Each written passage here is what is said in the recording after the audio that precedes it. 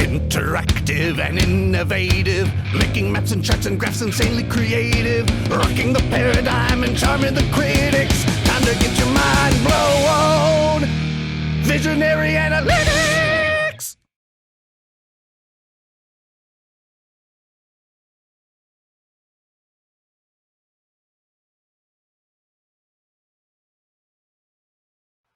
Hello, and welcome to today's session on building sustainable analytics strategies at scale. My name is Kiyoshi Jones, and I'm Senior Director of Solution Engineering at Tableau, covering communications, media, and high technology industries, and helping them see and understand their data. Today, I'm pleased to welcome Keith Helfrich, Managing Director of Action Analytics, to the call. Keith, thanks for joining. Hey, Kiyoshi. Great to see you. Great to see you too.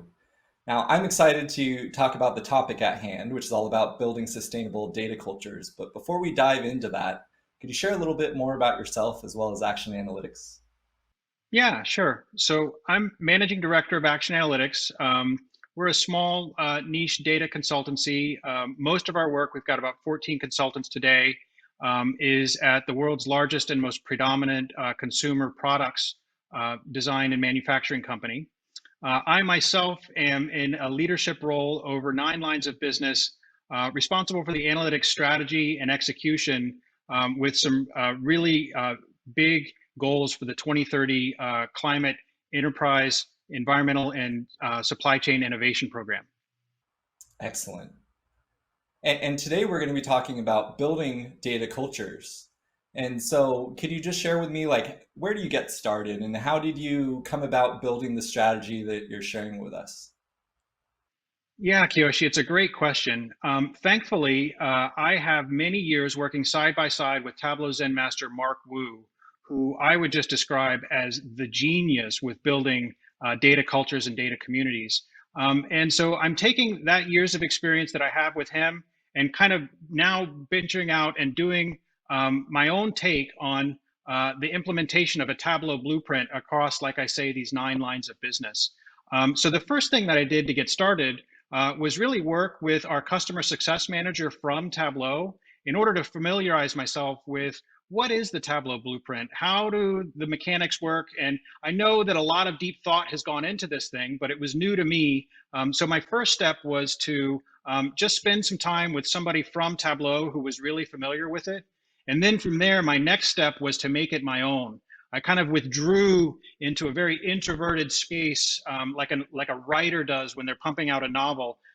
Rented an Airbnb and went away into the silence for a week, and I came back having taken this framework that is the Tableau blueprint and made it my own. Which I would really suggest if you're just getting started, that these are 2 kind of first steps that you can take. First is have somebody really introduce you to the blueprint. 7 years of deep thought were invested into that by Tableau. And then once you're familiar with the mechanics, then retract into your own introverted space and think deeply about how does this apply to us? How can this be fit in the organization where we are, and make it your own, and then come back to your organization with your own strategy, having been influenced by the Tableau blueprint as an input. I love that. So just building on best practices that have been published and making it your own. I'm curious, before you share with us what those concepts were that you arrived at in your strategy that you've adapted, was there anything that you found that was in contrast from the way you saw things and the way the Tableau blueprint was outlined? Great question. The blueprint is very comprehensive. The biggest changes that I made were actually quite small. But those small, subtle changes can make a really big difference in terms of nomenclature, vocabulary, and nuance in terms of dialing in a lot of just the language that was used by the blueprint in order to make it fit within our organization. So what I wound up doing was rebranding the blueprint, and this now is Action Analytics' interpretation of the blueprint that we apply to all of our customers as our APTITUDE maturity framework. And so the blueprint has these 3 pillars to it, these 3 swim lanes for the deployment of an analytics strategy at scale. And I just simply rebranded those things to agility, proficiency, and together, And in doing so, I came up with a little bit of a new language for some of the internal anchor points just to make them fit tighter and drive meaning with the organization that I'm working with. Got it. Thank you for that additional color. So APT, right? Walk us through how that works and give us a little bit more color. Yeah, sure. So the aptitude is all about deployment. And coming over the next few months, there's going to be a lot of content that I have around this deployment model because remember, we're talking, Kiyoshi, about driving analytics at scale. And when you're working with the very large enterprise, this at scale feature of the task at hand can be very daunting. And so the agility pillar of the aptitude framework is all about deployment. And there's a lot involved with deploying analytics at scale. So please stay tuned in the future for some double clicks where I'll be releasing new content and kind of rolling out our action analytics deployment model. But this agility pillar is really all about deployment of your analytics platforms, your analytics solutions. And then from there, the proficiency pillar is about education and enablement. And this is a location where I did some renaming. I renamed the best practices anchor point just to excellence. And this proficiency area is really all about education and enablement and pushing out the skills so that everybody in the organization receives an up level and a new baseline in terms of their data literacy and data proficiency, which is why we call this guy the proficiency pillar. And then from there, the T of the aptitude framework is together. Because we've got these massive 2030 goals, we've got big, hairy monsters to move inside of this giant supply chain. And the only way that we're going to be able to do this is if we do it together. And so this together pillar is really all about community building, cultivating and nurturing that community, and then engaging and supporting them in order to drive the analytics deployment and strategy and proficiency that were accomplished above. That's great. And when you think about this strategy, how do you know when you're being successful? What sort of process do you put in place to implement this, grow it, and see if it's working? Yeah, well, let me take a minute, Kiyoshi, to tell you a little bit about kind of the high level approach that I'm taking to get traction with this analytics deployment at scale. It's kind of a concept that I've come up with that I call Orchestrated Federation. This approach is really apt for your very large enterprises, because if you're talking about, in our case, 9 lines of business across a very large enterprise, it can be challenging to get everybody onto the same page and rowing in the same direction because of the size and the difference between their individual departmental tasks at hand. And so this orchestrated federation approach, what it does is it accomplishes the best of both, because there can always be a little bit of a tug of war between differing priorities and goals. Do we centralize our analytics strategy, and do we have kind of one sort of top-down analytics team that does all of the analytics for all of the departments in our organization and deploys these solutions centrally, or do we federate and enable and go with more of a self-service approach where we have this federated self-service, every department is doing their own thing, which can be beneficial in certain ways. And so both of those two approaches have their pros and their cons. And what we've done with this orchestrated federation model is marry the two together, and I can show you how that works. The together piece I mentioned is so critical because we've got these big analytic goals. We need for everybody to be working together. And this really is all about community and culture building. And data communities, Kiyoshi, they don't build themselves. They really are like a garden. They need nurturing and they need cultivation and proactive tending and grooming and fostering for these data communities within your organization and these data cultures within your organization to bud and grow.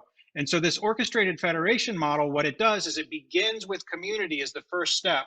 And we bring together all of the deepest practitioner skill sets from across all different departments that are involved. And we begin to weave and sew those expert practitioners together into a common and consistent shared reality. And then once we have that data council, which can be responsible for influence over centralized platform decision-making, which can be responsible for conversational dialogical learning about best practices and best approaches. They can learn from one another and guide and influence decisions that get made around security models and other influential decisions that affect everyone.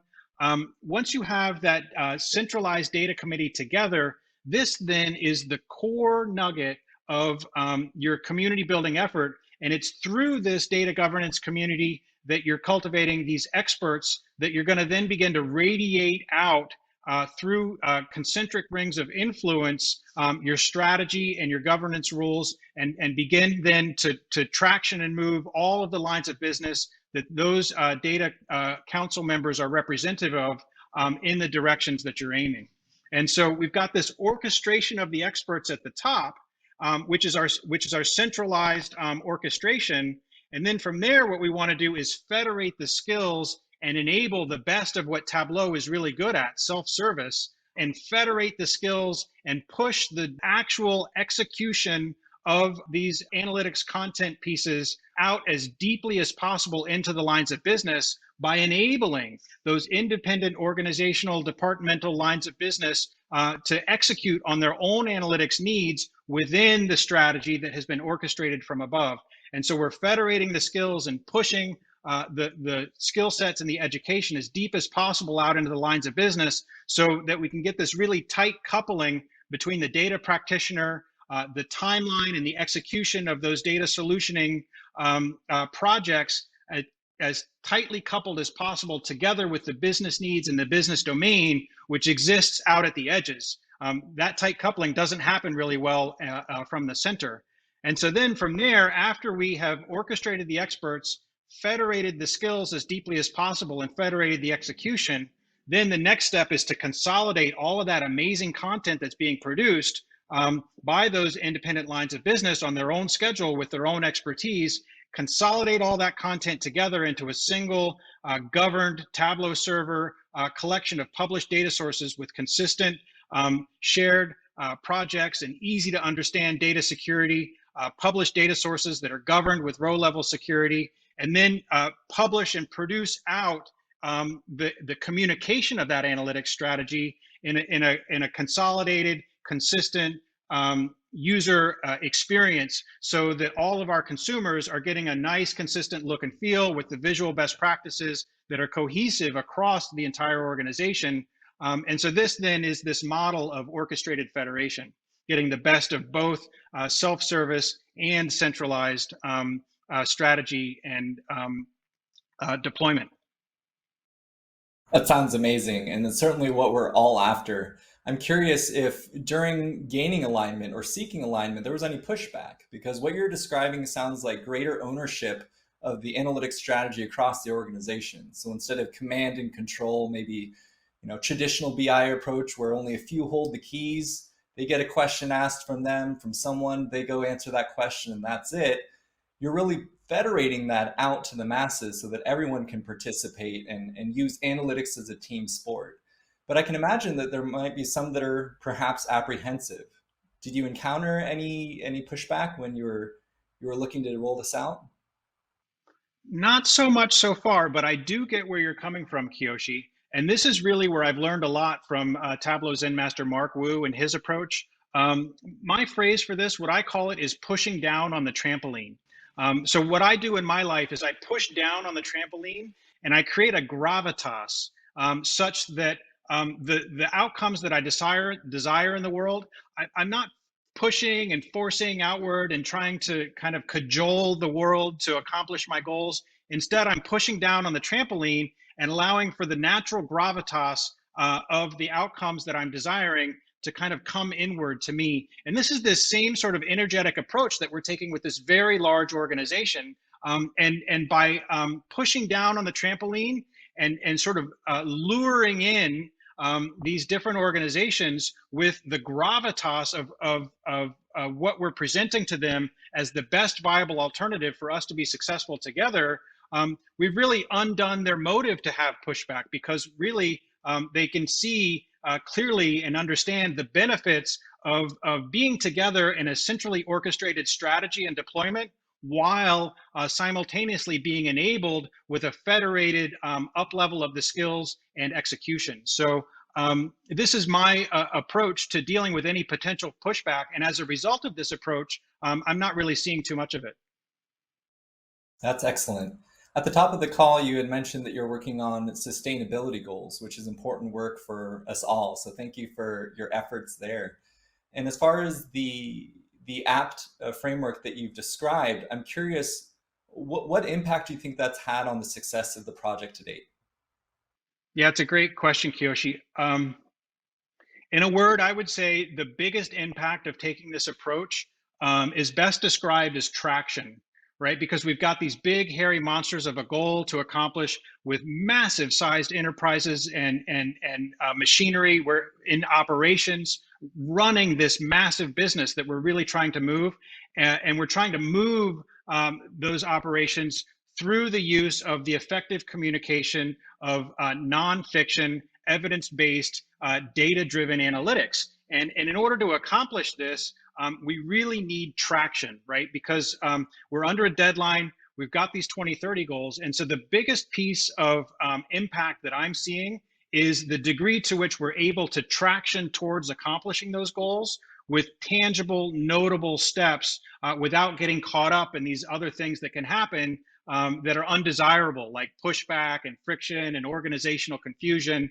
So the biggest impact that I'm seeing is our ability to track in and drive towards those goals that we want in a really evidenced, measured-based way. Yeah, you just hit a trigger word for me, measured based way.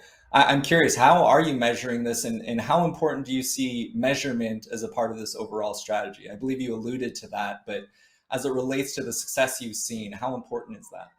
Yeah, totally. Well, of the anchor points in the Tableau blueprint and thus our aptitude framework, the very center anchor point there is measurement. And we're data practitioners, Kiyoshi. We're really in the world of data.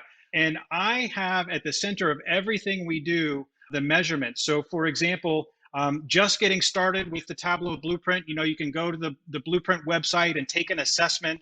And we have each of these experts taking an assessment on a regular basis to represent their organization, their department within the company. And that assessment that they take can change over time. And so we're working with our customer success manager to receive the data that's received from those incremental assessments and to measure the progress of every line of business as we track forward through this. And so it's up to you. We're measuring with new assessments every 6 months.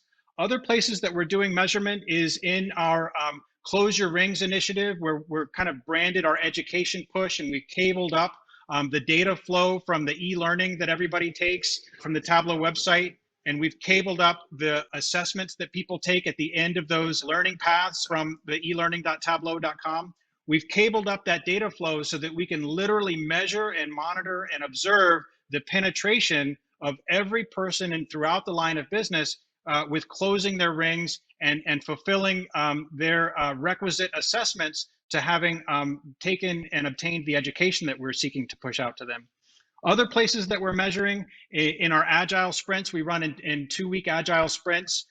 Every story point that we close in our agile sprints is associated to one of the anchor points on the aptitude framework, which then allows for us to observe from sprint to sprint throughout the year as we're tracking towards our plan of record, where in the aptitude framework is our focus as evidenced and measured by the story points that we're closing. And then we can guide and say, hey, are we spending too much time on, say, education and not enough time on deployment? Because at the beginning of the year, we came up with this plan of record that had us spending a significant portion, especially early in the journey, on deployment. So this is another place where we're literally tagging every story point that we close in our analytics sprints to an anchor point on the aptitude, the blueprint framework, and then measuring our actuals to plan in order to confirm that our focus throughout the year is in the locations where we had planned for it to be. You bet. Yeah. So don't lose sight of your initial planning and your goals. Make sure it ties out. Make sure you measure and adjust if you need to. Right. You want to make sure you're heading the right direction for the goals that you've outlined. So for folks that are looking to gain traction and learn a little bit more, could you share how we can get in contact with you or work with Action Analytics. Yeah, thanks, Kiyoshi.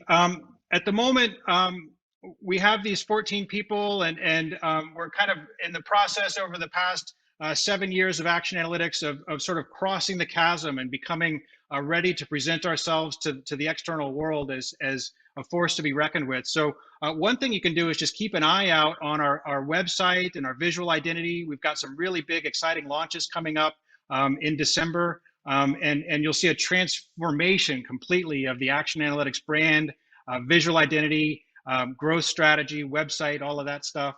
And furthermore, Kiyoshi, I've actually identified that this aptitude framework, which is taken from Blueprint, is really only step one of a three-step process. And so step one is to advance your analytics aptitude. Step two then is to utilize that aptitude in order to create compelling data messages. And I've got a whole depth of rigor around how to create those compelling data messages based on the analytics that you've produced with your aptitude. And then now that you're creating these analytics messages, these compelling data messages, then step three is to weave those compelling data messages together into a cohesive, transformative dialogue with the audience whose behavior and narrative that you're attempting to influence and change. So there's a lot of really, really deep thought into what we're doing, Kiyoshi, at Action Analytics. And I would say that the best way to keep in touch is to just tune in and look for a lot of these contents and these deep thought approaches to be rolled out by us over the coming months and years. Exciting, and looking forward to it, Keith. I'd like to thank you so much for the conversation. I really enjoyed it. Always a pleasure. And it's been too long, so it's good to catch up here. I hope that our viewers enjoyed it. I'm sure they got a lot of great nuggets out of it. So thank you for joining, and happy analyzing. Take care. Likewise, Kiyoshi. It was great to see you. Take care. Cheers.